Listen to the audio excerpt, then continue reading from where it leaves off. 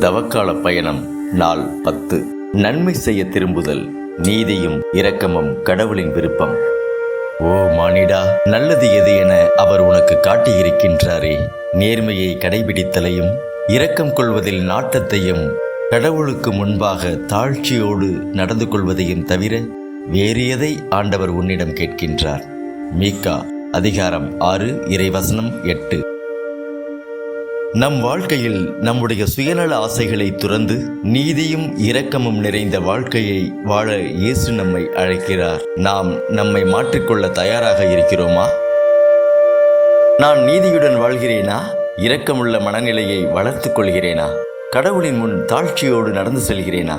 நமக்கு காட்டப்பட்ட வழியில் நடந்து நன்மையை செய்ய திரும்புவோம்.